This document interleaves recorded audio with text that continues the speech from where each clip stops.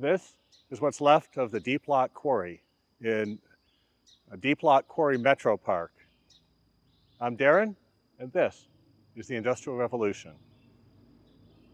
This quarry opened in 1825, and the first thing they mined here was actually sandstone for the Ohio and Erie Canal, which is actually right behind you. The quarry produced a lot of this fine quality Berea sandstone here for the canal, and later it moved on to producing other stone products, and that included millstones. So one of the customers here at the quarry was a guy named Ferdinand Schumacher. Ferdinand ordered stones like this, and they were used to remove the outer hulls of oats. Prior to this, oats were really considered animal feed. They weren't really considered human food. And Ferdinand decided that, this would make a good human food with a little work, with a little marketing, with a little coercion maybe. And he used stones like this and removed the outer hulls and was responsible for introducing Americans to oatmeal. And he did that by selling the oatmeal to the Union Army, which then fed to the Union soldiers. In 1879, Ferdinand purchased the whole quarry here in order to ensure a good supply of reasonably priced millstones of sufficient quality. He was expanding his business quite a bit at this point. Along with some others, he created Akron's American Cereal Works and marketed oatmeal from that company. You've probably not heard of American Cereal Works either, and that's because they've changed their name. It's now called Quaker Oats, which I'm sure you have heard of. Well, if you look at these stones, these are really thick. These are about 2 feet thick. They're about 4 feet in diameter. And 2 feet thick is a really, really thick millstone.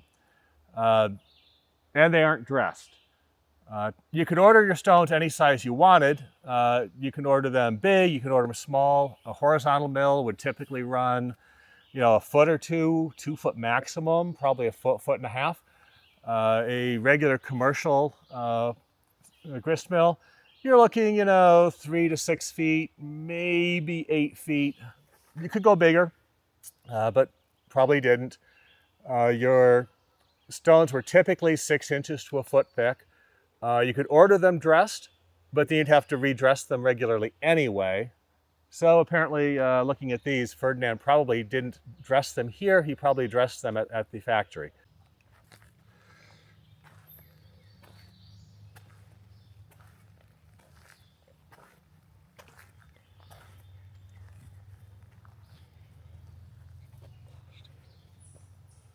Not everything produced at Deep Lock Quarry came out perfectly, of course. Whether due to defects in the stone or accidents while handling them, stones broke. It happened, and hopefully it happened without injury. When it happened, depending on how it broke, you might be able to recut it into something smaller for another order, but sometimes you just had to shove it aside and forget about it. That's why these damaged stones are still here today.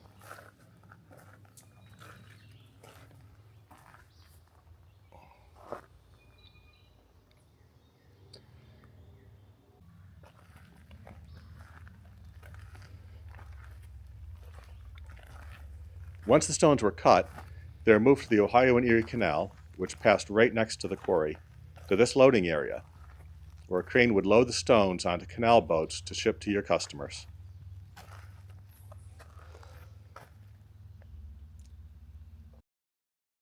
Over in Akron, the American Cereal Milling Company ran on water power, with water from the Little Cuyahoga River.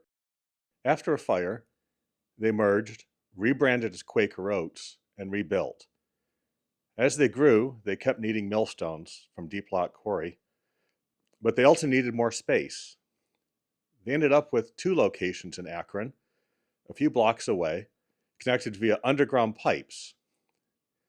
These pipes ran about 3 blocks under the street and moved the oats from the first building, where the oats were washed and prepared, to the second building, where the final product was produced. They also needed a lot of storage in the form of 120-foot tall grain silos with a total capacity of over 1.5 million bushels. Quaker Oats shut down in Akron in 1970, and grain silos tend to be built pretty solid. And because they have such solid construction, they can also be especially hard to get rid of. In Akron, they decided to keep them. So when you're out walking in the woods, you might see something like this and wonder what it is. Well, sometimes if you dig just a little bit, you might find there's a lot of history behind it. In fact, you might find that this is the Industrial Revolution. Hey, before you go, I do need your help to keep this channel going and also to help keep it growing. The easiest thing you can do to help is just to click the like button. Also, if you can do subscribe and notify, then you'll know when I release new videos and you'll be able to watch those. Also, I have a Patreon page over at patreon.com/industrialrevolution. And if you have any questions, comments, places you think I should go visit, please leave those down in the comments section of the video. That's actually the best way to tell YouTube, hey, this is a channel worth watching. Thanks for watching, and I look forward to seeing you at the next one.